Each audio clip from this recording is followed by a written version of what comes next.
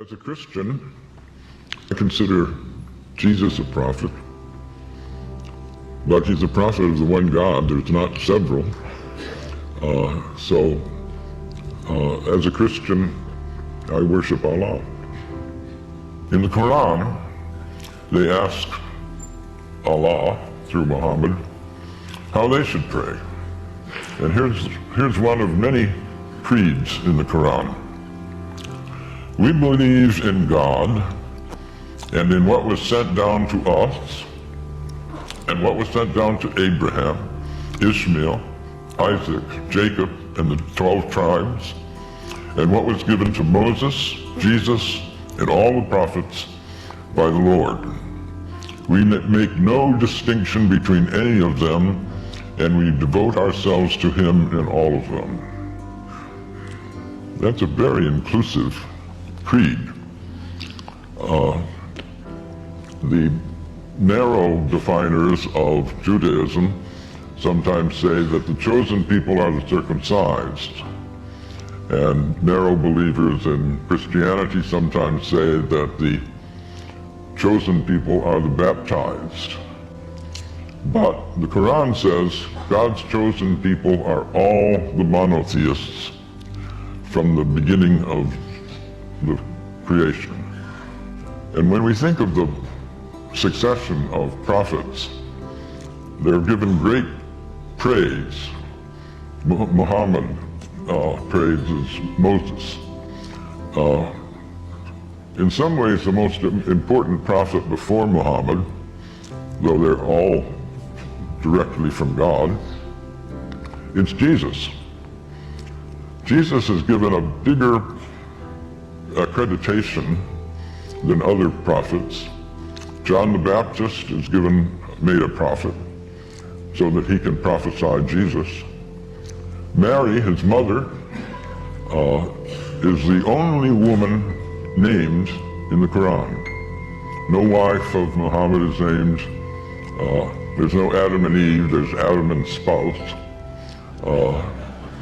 But Mary is not only named, she's made sinless. She conceives Jesus in virgin birth. She is tremendously honored. So one asks, if this is such an inclusive founding document of the religion, what is it that people object to? It's pretty easy to misrepresent Islam because so few have read the Quran. This book I published is a product of my shame. I was embarrassed. After 9/11, I was talking with a group of friends, academic friends, and we were wondering, is this really an Islamic event, the 9/11 attack? And at some point, people asked, well, who here has read the Quran? None of us had. And a friend of mine said, not even you, Gary? I thought you were a student of religion. And I said, yeah, that's the problem. I'm totally ashamed. And so I went and have been trying to repair that stupidity ever since. But I've tried in a lot of venues to ask how many people have read the Quran. Dare I do it now?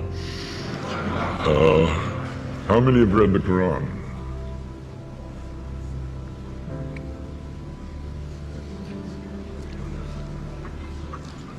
A minority, certainly.